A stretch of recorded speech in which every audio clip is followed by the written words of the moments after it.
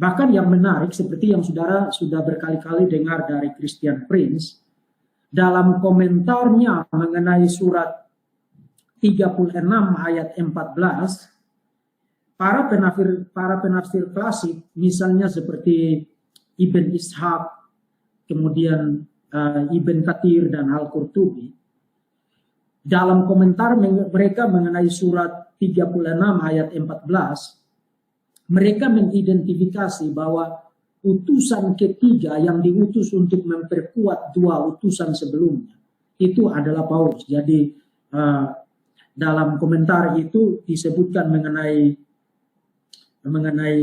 Simon Petrus, kemudian yang ketiga itu adalah Bulus atau Paulus. Itu di dalam komentar Ibn Kathir. Meskipun itu bukan pandangan yang seragam di kalangan para penafsir klasik. Sebab kalau saudara membaca Tanwir al-Mikbas dari Ibn Abbas, 3 orang nama yang disebutkan itu berbeda dari yang disebutkan di dalam Ibn Ishaq, kemudian Ibn Kathir dan Al-Qurtubi.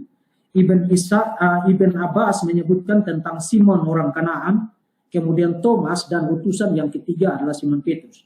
Jadi Ibn Abbas tidak menyebutkan mengenai Rasul Paulus. Nah, itu adalah perbedaan identifikasi mengenai 3 orang utusan yang diutus ke suatu negeri, istilah dari Quran sendiri, yang menurut para penafsir Qurani, suatu negeri yang dimaksud adalah daerah Antioquia di Syria.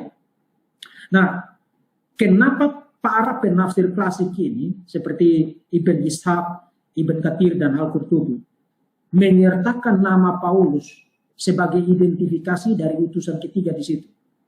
Karena memang tidak ada satupun lontaran negatif dari Allah Subhanahu wa Ta'ala, termasuk juga Muhammad di dalam hadis-hadisnya, yang memberikan komentar yang bersifat kritikan atau penolakan, resistensi terhadap Paulus dan ajaran-ajarannya. Simply tidak ada. Itu sebabnya para penafsir klasik ini tidak ragu-ragu untuk mengidentifikasi salah satu dari 3 orang utusan yang disebutkan dalam surat 36 ayat 14. Salah satu dari utusan itu adalah Rasul Paulus. Nah, itu adalah sesuatu yang saudara sudah biasa dengar dari Christian Prince. Tapi saya coba refresh itu supaya saudara diingatkan lagi. Dan in case kalau Muslim malam ini mau membuka mulut mereka untuk berbicara sesuatu yang bersifat negatif mengenai Paulus, mereka sebenarnya bukan menyerang kekristenan, mereka menyerang para penafsir klasik Quran sendiri. Bahkan mereka membuat Allah Subhanahu wa Ta'ala dan Muhammad sebagai sosok-sosok yang ignoran, yang tidak tahu apa-apa mengenai Paulus. Allah Subhanahu wa Ta'ala saja tidak pernah mengkritik Paulus, Muhammad saja tidak pernah mengkritik Paulus, tapi Muslim masa kini mereka lebih maju, lebih kreatif dari Allah Subhanahu wa Ta'ala dan Muhammad. Dan mereka setiap saat kalau mau mengkritik kekristenan, pasti orang nomor 1 yang mereka sebut sebagai pembohong, yang mereka sebut sebagai penipu, yang mereka sebut sebagai orang yang menyelewengkan ajaran asli dari Isa, itu adalah Rasul Paulus. Jadi Muslim masa kini perlu menelpon Allah Subhanahu wa Ta'ala dan Muhammad dan bertanya, Allah Subhanahu wa Ta'ala, atau menelpon Muhammad, Baginda Muhammad, kenapa dulu you tidak kritik Rasul Paulus? Itulah sebabnya sekarang kami membuka mulut melawan Paulus dan kami dianggap lebih pintar dari kalian berdua.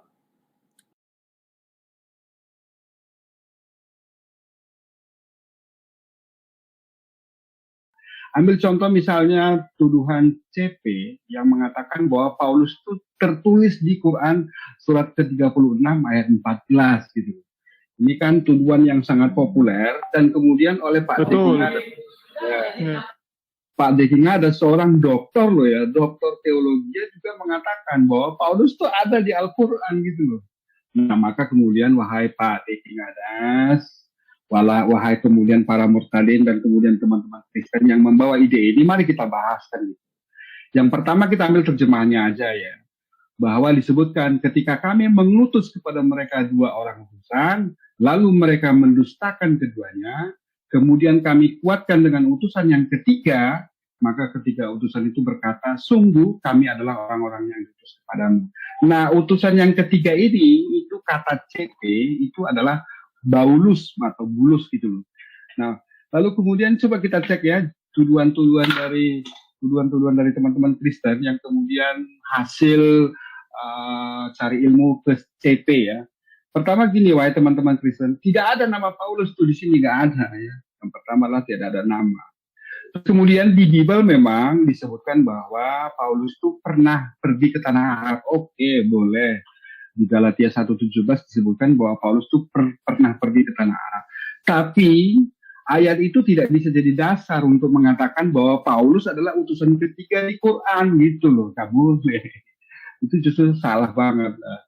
Terus kemudian ini juga yang penting, yang makjud saya kira. Di Islam pasti tidak ada ajaran God Bapa karuniakan God Anak untuk dibunuh mati terkutuk disalib demi menebus dosa manusia. Jadi teman-teman Kristen pahami inti kekristenan sebelum kemudian kita ikut-ikutan mengatakan bahwa Paulus itu ada di Quran. Di Quran tuh nggak ada, di Islam tuh nggak ada itu ajaran God Bapa karuniakan God Anak ya untuk dibunuh mati terkutuk disalib demi menebus dosa manusia, nggak ada. Oleh karena itu, Paulus itu pasti bukan utusan ketiga di Quran surat ke-36 ayat 14 itu. Jadi jangan muter-muter atau kemudian jangan sembarang tuduh, nanti malah kita ketampol sendiri. Nah, lalu kemudian di buku tafsir Ibnu Katsir, ya, di buku tafsir Ibnu Katsir itu, info nama Paulus itu sebagai utusan ketiga berasal dari Ibnu Jurayj dan bukan dari Nabi Muhammad. Jadi, wahai teman-teman Kristen, kami bukan menolak yang tidak setuju dengan kami, tidak, memang itu tidak pas itu tidak pas, jadi harus ditolak. Artinya apa? Suatu penafsiran tidak dapat dipertentangkan dengan Al-Quran, suatu penafsiran tidak dapat bertentangan dengan Al-Quran, dan tidak boleh jadi alat pembenaran kesesatan.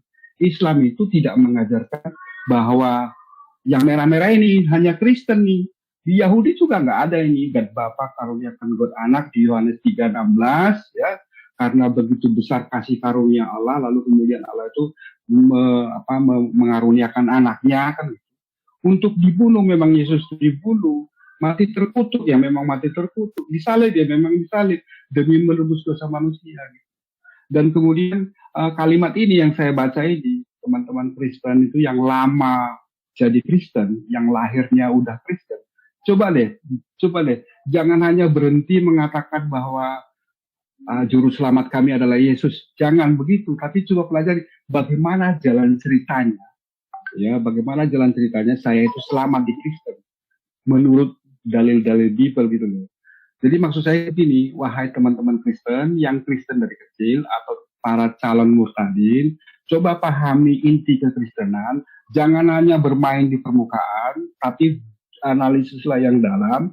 Di dalamnya disebutkan bahwa God Bapa karuniakan God Anak untuk dibunuh mati terkutuk disalib demi menebus dosa manusia. Ini pun sebenarnya masih ada uraian berikutnya. Dibantu oleh iblis dan orang-orang jahat, ya dah, dibantu oleh iblis dan orang-orang jahat. Jadi ada peran Theos, God-nya Yesus, ada peran iblis, dan kemudian ada peran Yudas, dan ada peran peran orang-orang jahat. Sehingga wajar kalau Bang sang debatur itu bilang Yudas itu masuk surga gitu loh. Karena memang menggenapi ya rencana kasih yang menurut teman-teman Kristen itu luar biasa gitu loh. Kalau menurut saya sih itu bukan luar biasa, itu penistaan gitu loh.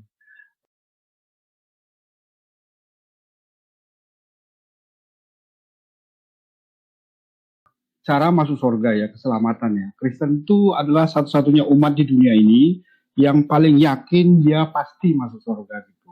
Itu kan luar biasa ya. Dan itu patut kita hargai gitu. Nah, lalu kemudian kita cari dudukannya gitu.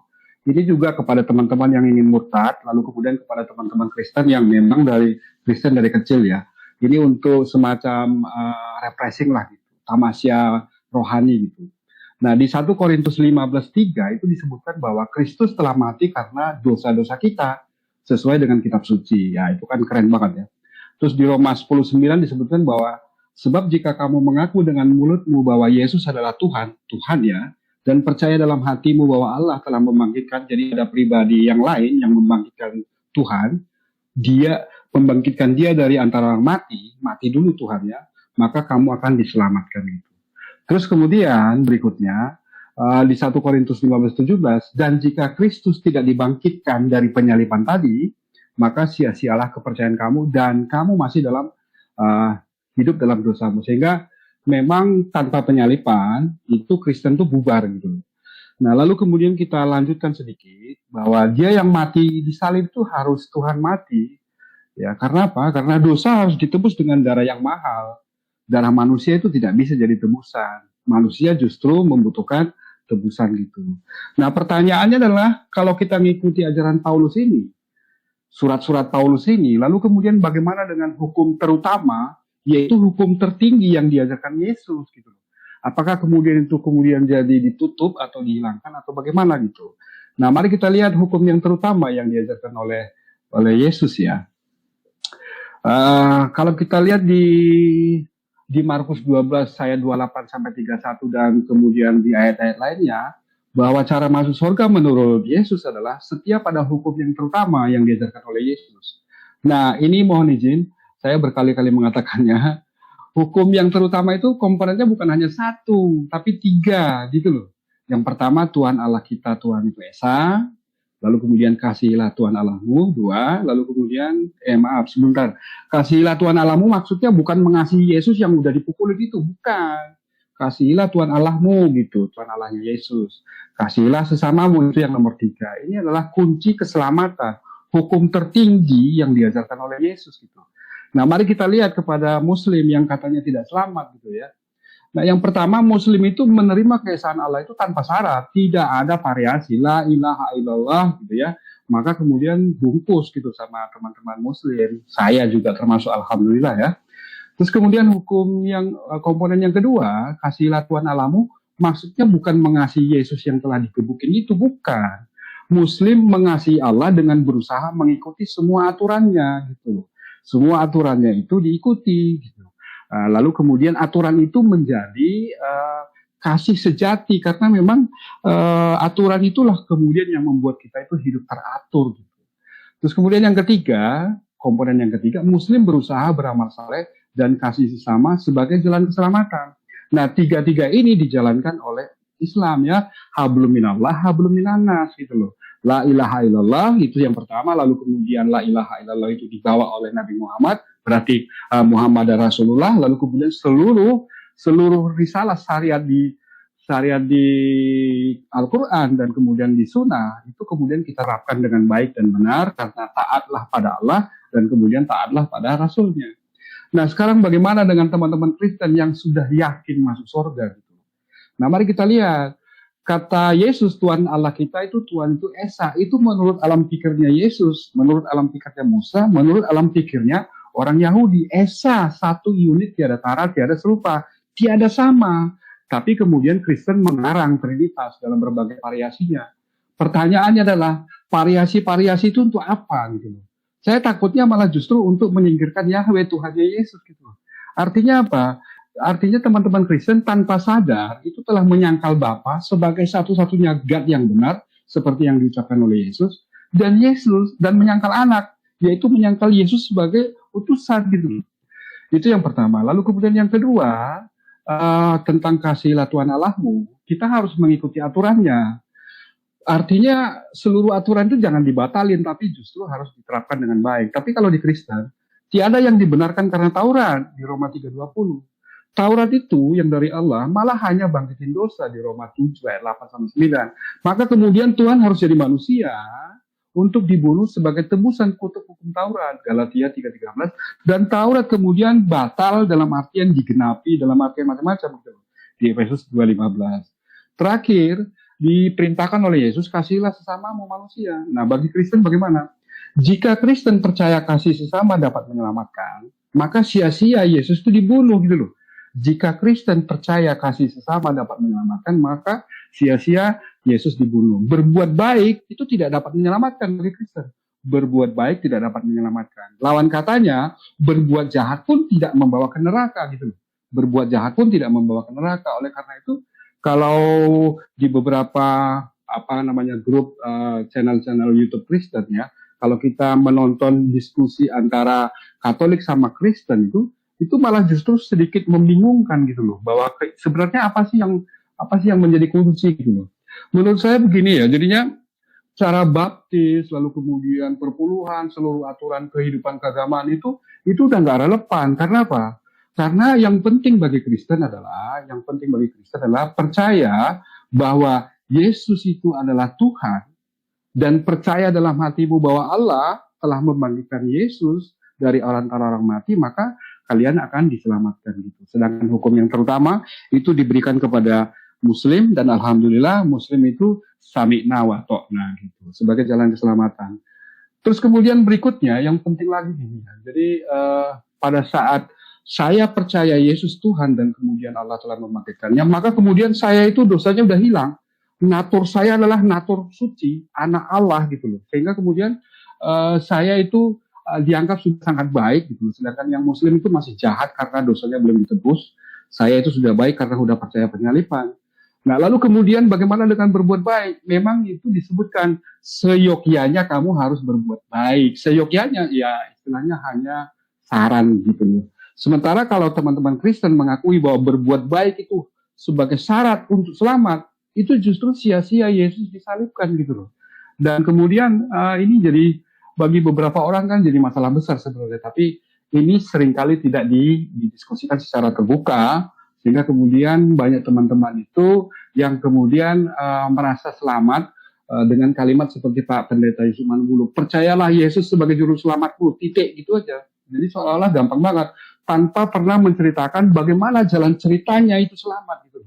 Maka kemudian teman-teman Muslim ini, kita Bang Julius, Bang Farhan, Bang Alwan, ikut membantulah supaya teman-teman Kristen itu memahami Bible-nya dengan baik dan benar.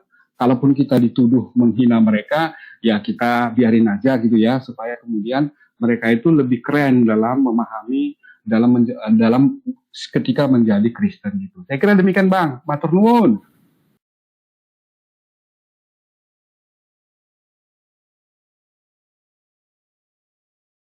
Pengimanan penyalipan itu sebenarnya penistaan pada Tuhannya Yesus.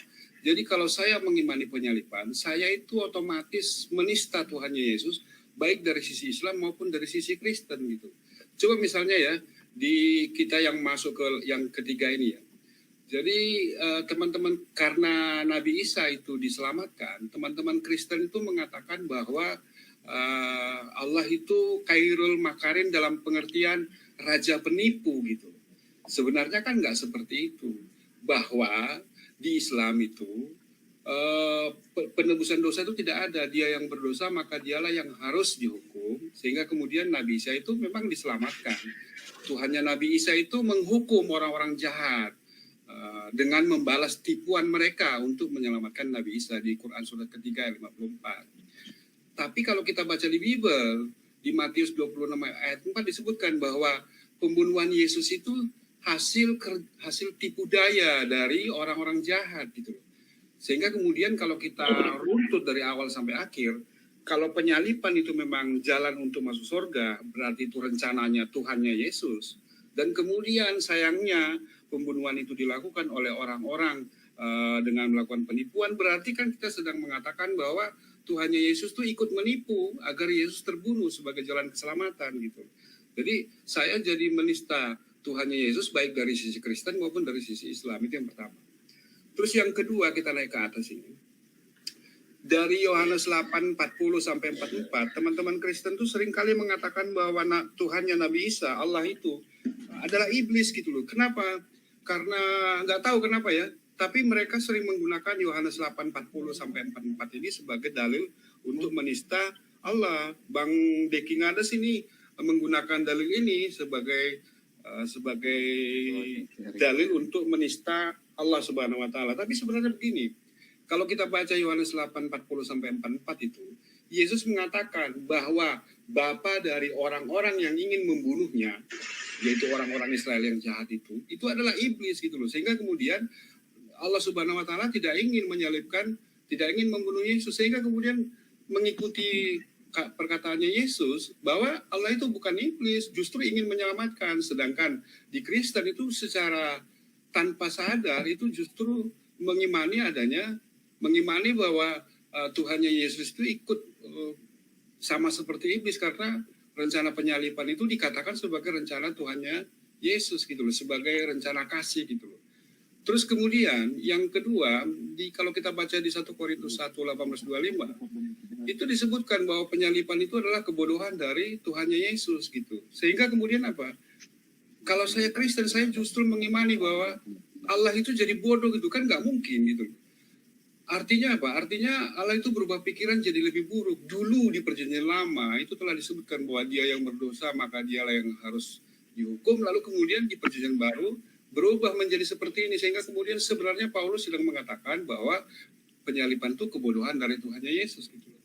Terus kemudian yang keempat, Tuhannya Yesus itu jadi bersalah gitu loh, yaitu membiarkan dosa terjadi sehingga Yesus harus dibunuh sebagai jalan pendamaian dari Tuhannya Yesus di Roma 3:25. Terus kemudian yang terakhir, Tuhannya Yesus itu jadi tidak mampu membuat hukum yang baik. Buktinya apa? Buktinya Yesus itu harus dibunuh sebagai tebusan dari kutuk hukum Taurat, dan Taurat jadi batal di Efesus 2:15. Sehingga kemudian kesimpulannya apa? Kalau saya Kristen itu saya itu menjadi penista Tuhannya Yesus, baik dari sisi Islam maupun dari sisi Kristen. Dari sisi Islam, saya menista Allah karena Allah itu menyelamatkan Nabi Isa. Tapi dari sisi Kristen, saya jadi penista Tuhannya Yesus karena Tuhannya Yesus itu menyalibkan sebagai rencana kasih dari Yang Maha Kuasa. Sehingga kemudian apa yang dikatakan oleh Bernard Shaw itu ya, bahwa kitab suci Bible itu menjadi kitab suci yang sebenarnya berbahaya baik dunia dan akhirat gitu loh. Nanti saya waktu di akhirat nanti bisa bermasalah besar ini kalau saya mengimani penyalipan, dan kemudian di dunia saya dapat masalah kalau saya menjalankan kasihilah musuhmu. Itu Bang, makasih Bang.